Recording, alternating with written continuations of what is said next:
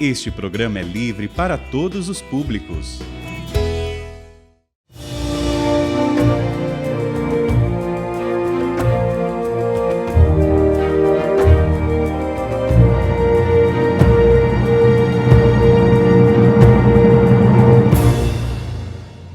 Olá, irmãos. Estamos aqui então concluindo esta fase da história da Igreja, olhando agora mais concretamente para as realizações do Concílio Vaticano II, porque realmente a conclusão foi a 7 de dezembro de 1965.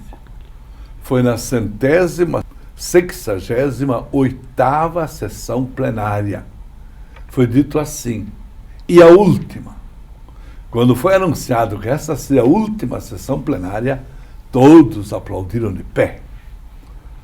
Foram ainda nesta última sessão aprovados os 4 últimos documentos.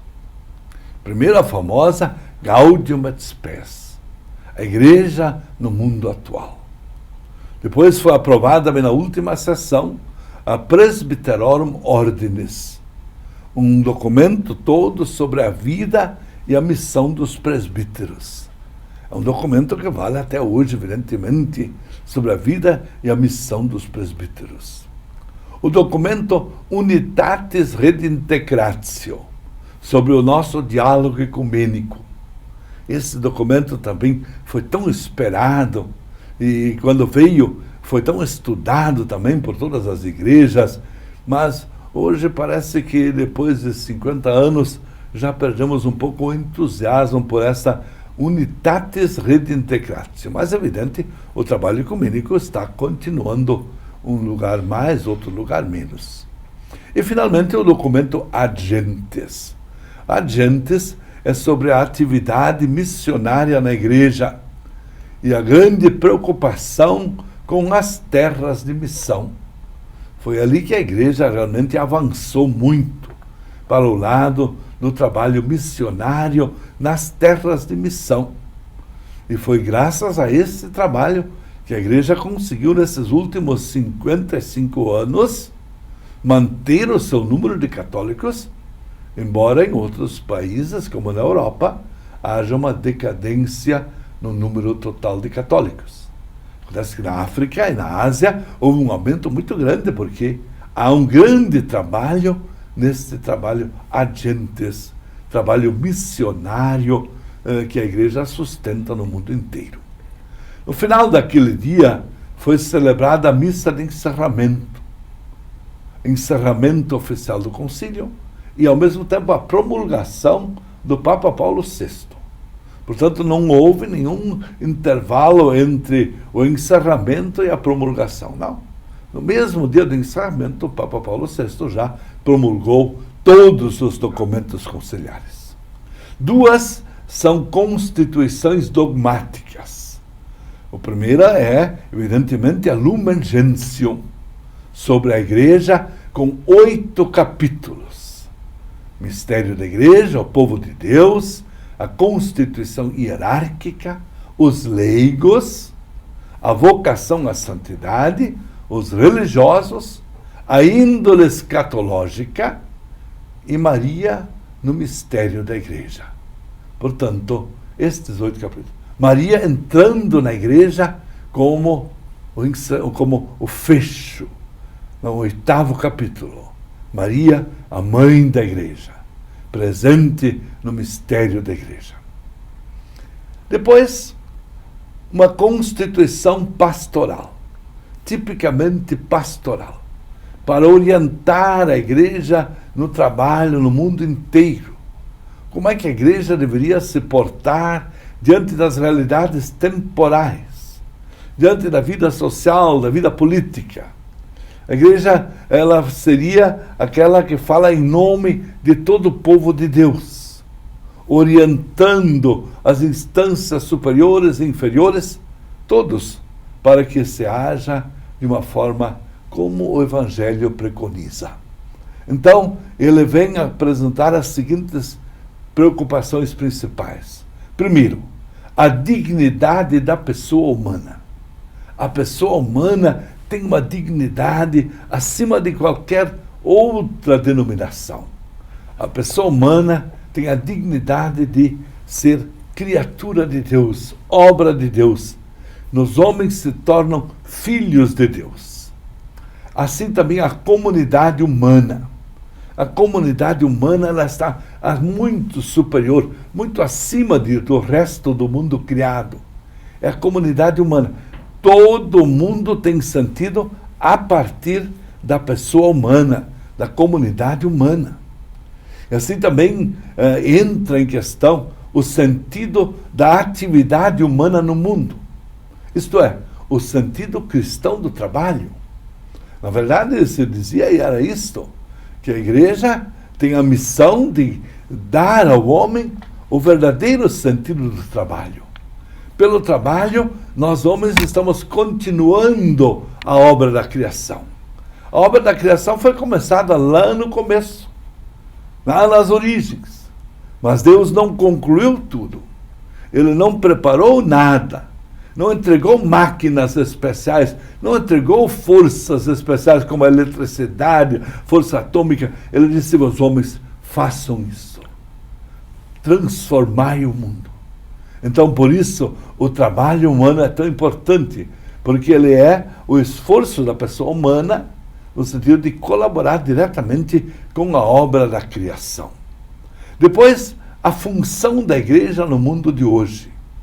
A igreja tem muito mais a função de fato, dar orientações, linhas, diretrizes de como deveria ser a convivência humana segundo os mandamentos. Ela não é apenas alguém que palpita, que dá sugestões, não. Ela realmente tem condições de apresentar um quadro de valores e determinações que poderiam ser úteis para a vida no mundo e para a política de todos os países. Função da igreja no mundo de hoje, portanto, é realmente uma função de ajudar a tornar o mundo melhor. Alguns problemas mais urgentes. Então surge a questão do matrimônio e da família. É claro que a igreja acredita piamente no matrimônio, porque é o matrimônio e a família que vai nos garantir a sobrevivência da humanidade.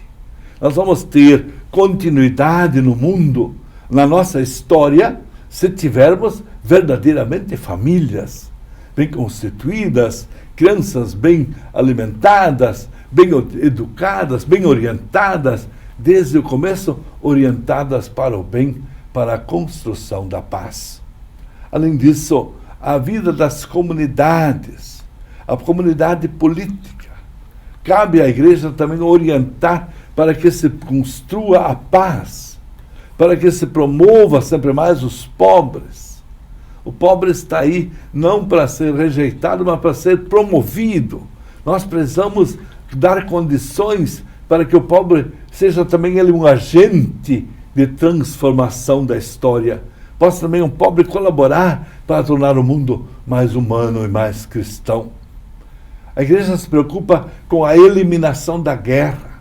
Não é por nada que o Papa até hoje continua falando cada domingo praticamente contra alguma guerra que está existindo no mundo.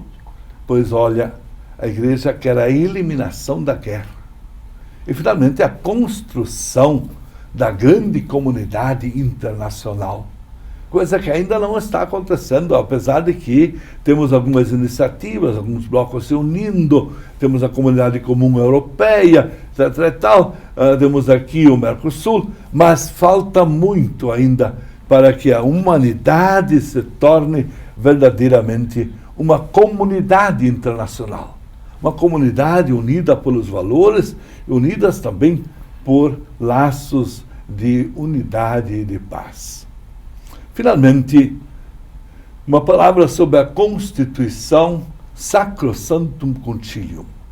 Esta foi a primeira a ser aprovada, mas assim mesmo ela é uma Constituição dogmática que dá orientações das diretrizes fundamentais.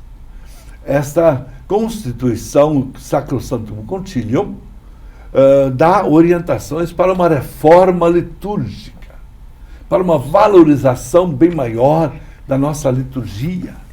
Liturgia que não é só a Santa Missa, mas são todos os atos litúrgicos que a Igreja faz em união com o seu Papa, com os seus bispos, nas mais diferentes celebrações. Aqui entram, por exemplo, os sacramentos, todos os sacramentos que nós celebramos na Igreja é a celebração da liturgia. Então, a valorização dos símbolos, a valorização das palavras sejam entendidas. Por isso, a grande obra do concílio foi, sem dúvida nenhuma, a introdução do vernáculo. Nós podíamos celebrar nossos sacramentos na língua que o povo entende, que o povo compreende.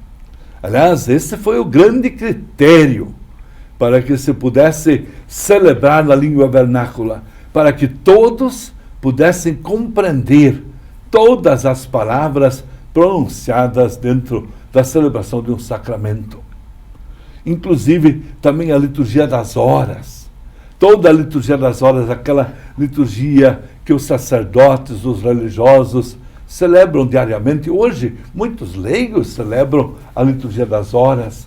São aqueles 15 salmos que nós rezamos diariamente como tarefa de nos manter unidos ao povo de Deus e ser aquela expressão do povo de Deus que reza uns pelos outros e reza por todo o povo de Deus. Ora, este breviário, ele passou por um período de transformação. Primeiro, tornou-se a oração do tempo presente. Mais adiante vieram os 4 volumes da Liturgia das Horas, que nós temos até hoje. Hoje, inclusive, também em aplicativos, até no celular se pode rezar tranquilamente. Então, também uma palavra sobre o ano litúrgico, sobre a música sacra, a arte sacra, sobre as alfaias usadas dentro da liturgia. Portanto, a reforma litúrgica foi feita depois do Concílio Vaticano II, a partir do documento Sacrosanctum Concilium.